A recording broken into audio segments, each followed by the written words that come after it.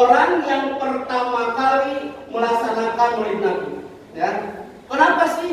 Karena rasa cinta dan rindunya kepada baginda Rasul. Cinta kita pada baginda Rasulullah. Cinta kita. Dalam sebuah pepatah mengatakan al-hayatu bila gorom, al-lailu bila nujum. Hidup tanpa cinta bagaikan langit tak berbintang. Betul? Betul tidak? Itu pepatah ya, pepatah Islam. Ya, al-hayatu bila gorom, al-lailu bila nujum. Ada hadis. Hidup tanpa cinta bagaikan langit tak berbintang. Betul tidak? Cinta itu hampa. Kalau kita baca hampa tidak? Nah, bagaimana tandanya orang yang jatuh cinta? Ya, yang pertama, orang tersebut akan selalu menyebut namanya, betul tidak? Pak Egi pasti ketika sedang pacaran disebut-sebut namanya Setia. Pasti. Siang dinantikan, malam kuimpikan.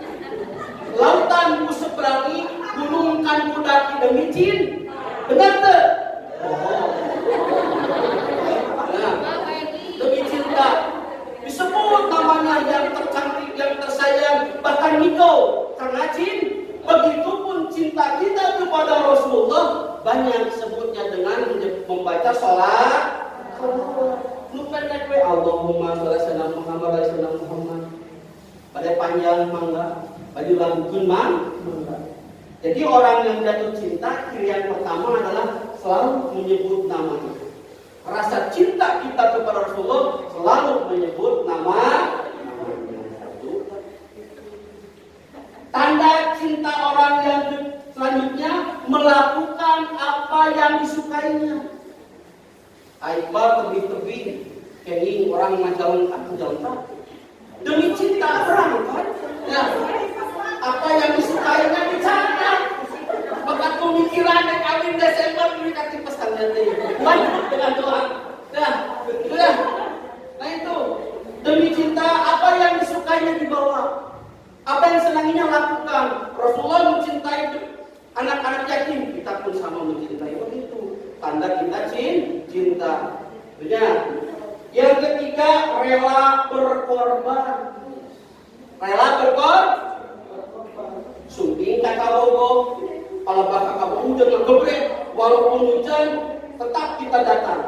Dongkap tekan itu dicibit tapi hidung, sakit tidak. Dilanti, kenapa? Rela berkorban. Padahal mah boleh kayak betihan, dicubit karena cinta. Nah, begitupun kita, cinta kita kepada Islam, cinta kita kepada Rasul adalah rela berkorban. Siap berjuang demi Islam? Siap? Islam, masa jaya Islam itu tidak akan sampai 1500 tahun. Ayo kesabaran. 1440 di Sakadapu. Mudah-mudahan Islam selalu jaya ya. Hadirin ihwatul iman rahimakumullah. Baik kita lihat perjalanan Rasulullah bagaimana tadi dikatakan laqad kana lakum fi Rasulillahi uswatun hasanah. Pada diri Rasulullah itu terdapat suri tauladan yang baik. Contoh yang mulia bukan hanya kepada anak, bukan hanya kepada istri saja, bahkan berakhlak kepada orang yang akan menghilangkan nyawanya. Mari kita urut. Saat tawaf, Rasulullah mau ditikam, ditusuk sama orang kafir. Tawaf yang pertama udah siap-siap. Tawaf yang kedua udah siap. Tawaf yang ketiga pas mau ditusukkan karena punya backing. Malaikat Jibril, wahai Muhammad, tengok di belakangmu ada orang yang akan menusuknya. Pas kayak gitu, kapani, garau-garau ketemu kalau orang yang mau jahat, kapani, kumaha tah, garau kan? Kamu apa? Enggak ya Rasulullah, kamu tahu menusuk saya enggak? Tidak ya Rasulullah. Bagaimana sekarang kamu menusuk aku, silakan tusuk. Ya Rasulullah, aku mohon maaf. Maafkan. Tuh. kepada orang yang akan melukainya, yang akan membunuhnya adalah dengan mudah memaafkan. Masa kita sebagai manusia tidak mencontoh ada kesalahan orang lain maafkan? Tidak harus dimin tonggil, aing malah manusia tak minta maaf lah, mau dihampura orang. Boleh sama seperti itu? Tidak boleh. Halo. Jangan. Tuh, ya, memang tadi teh berakhlak kepada orang yang akan melukainya. Saat itu Rasulullah sedang duduk di bawah pohon korma, datang seorang kafir membawa pedang. Hai Muhammad, kita pakai kata Rasul. Hai Muhammad, kalau aku tebas batang lehermu, siapa yang akan menolongnya? Kata Rasul, jawabnya bagaimana? Allah yang akan menolongnya. Saat mendengar kalimat Allah, tanda orang yang beriman itu dua. Jikalau mendengar kata Allah, hatinya bergetar. Jikalau mendengar bacaan Al-Quran, imannya bertambah. Kalimat Allah diucapkan sama orang yang beriman, bergetar hatinya, menangis. Begitupun orang kafir ketika itu mendengar Allah yang akan menolongku, lepaslah, lalu diambil sama Rasulullah. Ya, lamun maneh kurang dikadek saha nu pakalungan, tidak ada yang langsung kecuali engkau memaafkannya. Itu dengan mudah lamun sataya itu kan wah. Doki kan langsung. Ustaz bagaimana? Siasa ibu mah jangan membangunkan macan yang sedang tidur, macan Sumatera. Tapi macan Lodaya. Ayat di Jawa Barat Sumatera, macan Sumatera. Lihat. Yang selanjutnya, bagaimana akhlak Rasulullah kepada istri. Yang terang, bagaimana cara membina, membangun rumah tangga bersama istri. Rasulullah ketika panggilan kepada istrinya, ketika memanggil, hai ya Umayroh, karena Aisyah itu adalah mukanya itu merah, kemerah-merahan sehingga baju ibu gitulah. Ya Umayroh, hai pipi yang kemerah-merahan. Kurang rekrutan Rasulullah, kebetulan istri kita hidam. Ya Umayroh, kan hayang nurut aja Rasulullah manggil istri ya Umayroh, dan istri orang hidam. Tak pengen nurutan. Kalau bang pendut, ya Umayroh. Nyahidut, ya Umayroh dan jumlah turutan. Kan hayang kata Rasul seperti itu, jangan. Kita mau jujur deh, kita panggilan kepada istri yang baik. Ibu, yang nikah, siapa yang pernah berangkat ke haji atau ke umroh? Mudah-mudahan semuanya berangkat ke umroh ya. Besok atau waktu Allah. Amin ternyata. Nun Gusti Pangeran abdi nyuhungkeun artos sakodi kanggo ongkos naik haji. Amin. Sesana keur kawin. Ya, ibu yang sudah menikah, di rumah ibu ada Ka'bah. Ketika ibu menatap suami itu dengan penuh kasih sayang, maka seperti menatap Ka'bah, maka Zakiyah tetap baik kita. Dengan penuh cinta, maka seperti menatap halanya seperti menatap Ka'bah. Ya, itu tak wajar ketika ingin punya pahala menyium Hajar Aswad, sun tangan ngacarake ya, apa pahalanya? Seperti mencium Hajar Aswad. Kamu kan Hajar teh batu, Aswad hideung siga hideung. Begitu cium, seperti mencium Hajar. Tuh, ya mantap. Ibu, ini istri mah cuma dua tugasnya.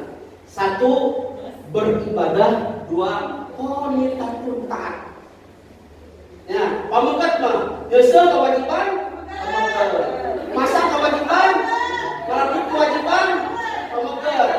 Ngasih surat kewajiban. Ngan istri dua. Istri mah cuma dua, ibadah sareng qanitatun. Taat ka suami, lamun cek suami kieu, ibu geuseuh. Ibu masak, nyaman. Pan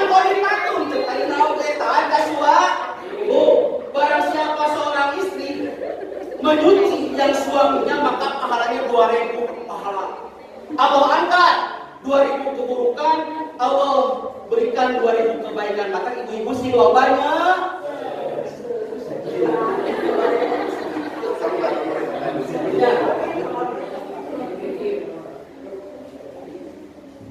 Biasa nampu lawan kamu kita juga. Ya susu. Dia mah hujan.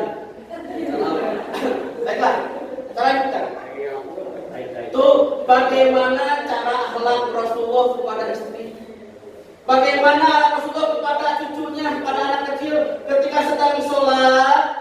Cucunya Hasan dan Husain main ke punggungnya, menuju ke depan. Terus ruku sebelum sujud, sebelum anak cucunya itu turun. Kurang melain. Panggillah anak dengan sebutan yang baik. Jangan sekali-kali putra putri kita dipukul. Pukul anak boleh ketika usia 7 tahun tidak mau sholat. Perintahkan anak 7 tahun sholat, 10 tahun tidak mau sholat, cepet. Tuh, anak-anak suka sholat. Alhamdulillah. Ya 10 tahun, ini pendidikan ya. 7 tahun tidak mau sholat, berajarkan 10 tahun tidak mau sholat, cepet. Bukan untuk disakiti, tapi untuk mendidik cepat. Tuh ya, bagaimana cara Rasulullah berakhlak kepada anak-anak. Ketika itu Rasulullah sedang jalan, diludahi sampai 3 kali. Mungkin pernah mendengar sejarah itu. Ketiga kalinya, mana ya orang yang suka meludahi? Dicari, tanyain, mana si fulan pernah kelihatan lagi sakit.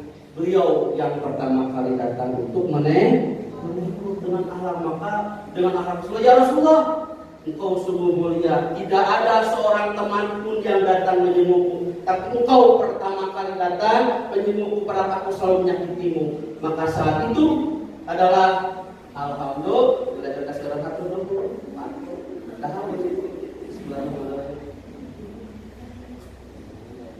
manis, disembuhkan dengan cinta jadi manis. Hadirin ihwatul iman rahimakumullah.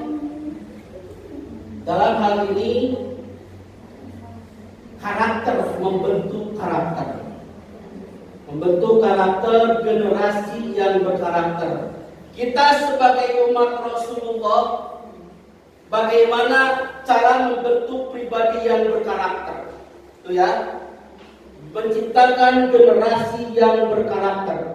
Yang pertama, ketika kita menjadi seorang muslim, jadilah muslim sejati. Bagaimana caranya? Maka yang pertama, salimul akidah. Apa Budi? Salimul akidah. Untuk menjadi berapa menit deh? Pas 8 ya Bu? Amin. Tapi dia angkatnya ba'da subuh, qobla subuh gitu kan. Salimul akidah. Apa artinya? Bersih akidahnya.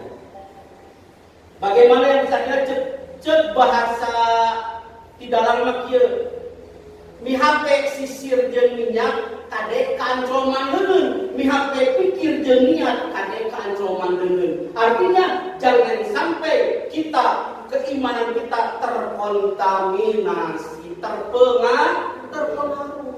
Kuatkan akidah kita, jangan sampai rasa keimanan, rasa ketakwaan hanya diganti dengan 10.000 bungkus misalkan mie 1 juta duit, iman kita coplok naudzubillah ini, dan kuatkan akidah kita. Hari ini waktu iman rahimakumullah, mari kita sebelum dilanjut kita ngadoman heula. Biar anak-anak di sini kita sebagai pendidik, terutama di madrasah, mengajarkan nadoman kepada anak-anak ya. Rundayan Rasul. Yuk, putih. Wajib kan jalma Islamna. Mana? Wajib kan jalma Islamna. Kuning ngarundayan mana?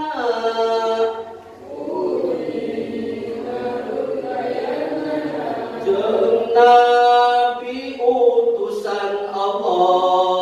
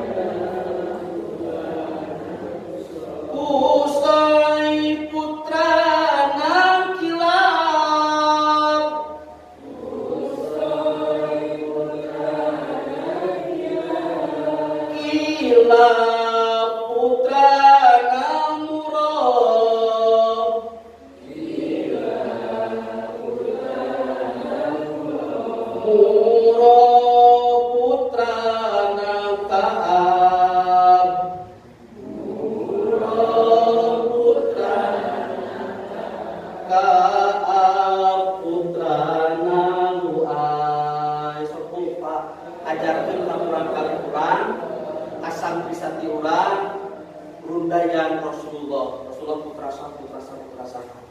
Anak akan lebih senang ketika belajar menggunakan lagu,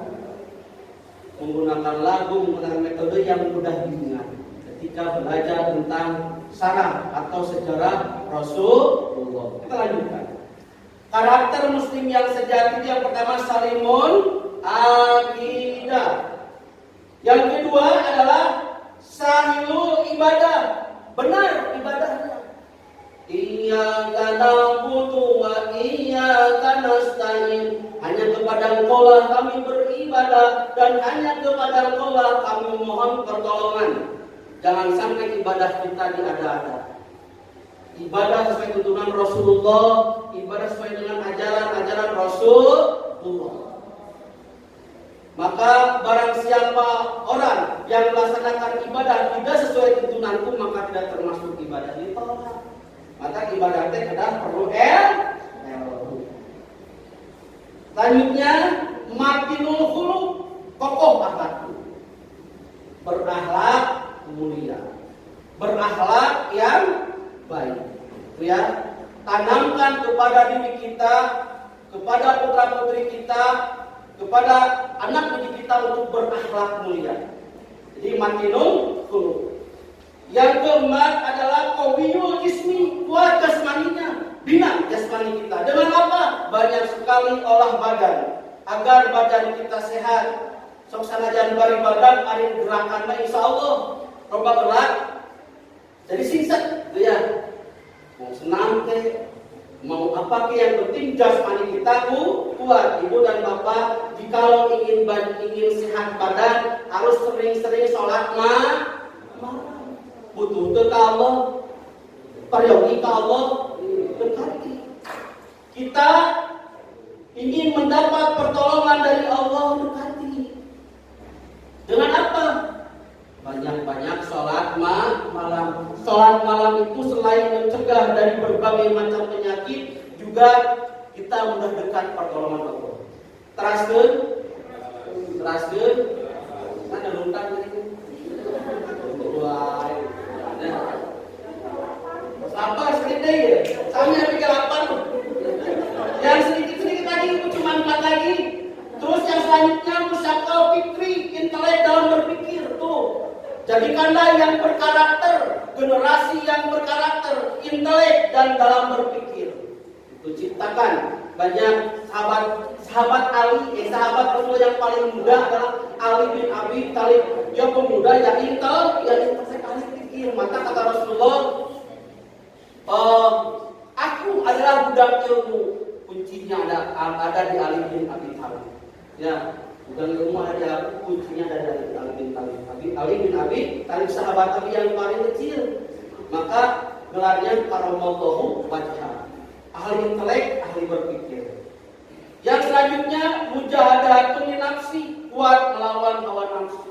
Ya, ibu dan bapak, hawa nafsu itu pernah oleh Allah ditanya, hai nafsu, jeung Allah teh, saha anjeun, jeung saha kamu. Jeung nafsu teh nya kuring-kuring, nya ente-ente eta nafsu ngomong gitu ka Allah. Kalau lempar kana neraka selama 6 juta tahun. Terus kita diangkat. Tanya dia aku, siapa aku dan siapa engkau? Aku adalah aku, engkau adalah engkau. Itu jawabannya. Alun pendei 60 juta tahun. Terus itu alun pendei kan neraka diangkat deui, ditanya, hai nafsu, siapa engkau dan siapa aku? Anjeunnya anjeun, aku ya aku. Itu jawabannya atas nafsu kan. Lalu Allah lemparkan kepada sungai kehausan, sungai kelaparan selama 600 juta tahun baru diangkat. Siapa aku dan siapa engkau adalah Robku dan aku adalah hamba-Mu. Ya, kunaon cara melawan hawa nafsu? Dengan sering-sering kita ibadah salat. Banyak-banyak membaca Al-Qur'an. Banyak-banyak kita beribadah kepada Allah, banyak-banyak meminta kepada Allah, maka kita akan menjadi kuat. Hati kita akan menjadi bersih, jadi qalbun salim. Demikianlah ceramah singkat, mudah-mudahan ini bermanfaat, jadi ilmu yang bermanfaat. Jikalau benar itu datang dari Allah, jikalau banyak yang salah itu datang dari kebodohan saya, keterbatasan saya, karena malu saya bukan ustaz.